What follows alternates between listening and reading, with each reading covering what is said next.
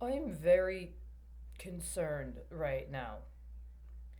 Last autumn, I found an announcement that the Church of England was going to be making changes.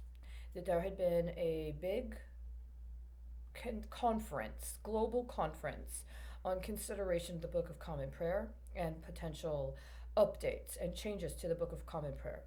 There was actually a 2 day conference that had been announced at Westminster Abbey, and there was a specific ceremony that happened there.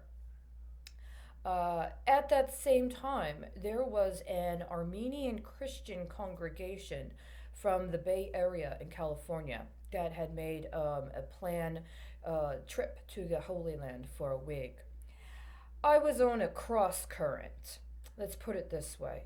There was a variety of things that were going on, both within the ecumenical realms, but also within congressional realms. As a matter of fact, on the anniversary, the trip for that Armenian Christian congregation came around the time of an anniversary for a proposed bill through Congress concerning a condemnation of the Armenian genocide that had been proposed by Representative Schiff.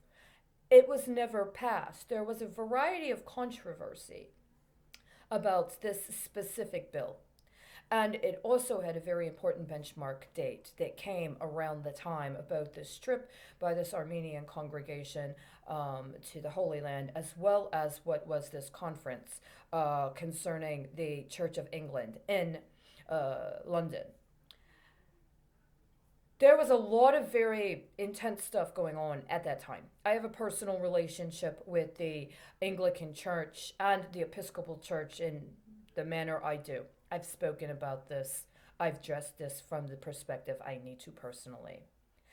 But I have not heard back about what had been discussed in the fall of last year, which was that certain changes were to be implemented by the beginning of 2020. What did happen is I had a vision one night that something concerning whatever was going on was supposed to have something to do with the Hajj. Now, this is something that's been going on for a while. I have this analysis of that. But I saw a very distinct visualization and I heard the undercurrent of it. The next day, I saw a website. It was talking specifically about what was going on with the Church of England and the pictures, the black and white photos that were on this website specific to the Church of England were exactly the pictures I had seen the night before. Now, what to do? What to do? How much of it is above, how much of it is practical. A couple of times I had been noticing this notation to, or this diversion to, the Church of England Pension Fund. I'd never heard of this before. But I've seen it at least twice before today, and one time it was very specifically referenced in what I was tracking otherwise.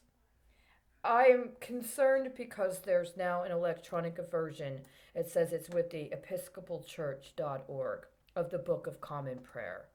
And what it says is in this electronic version, in the preface, it says, the Church of England, to which the Protestant Episcopal Church in these states is indebted, under God, for her first foundation and a long continuance of nursing care and protection, hath in the preface of her Book of Common Prayer laid it down as a rule that, quote, the particular forms of divine worship and the rites and ceremonies appointed to be used therein, etc. I'm not going to quote the whole thing. I don't like mixing politics and religion. It's distasteful to me. But at the beginning of 2016, there was a very significant situation concerning the relationship between the Anglican Church and the Episcopal Church.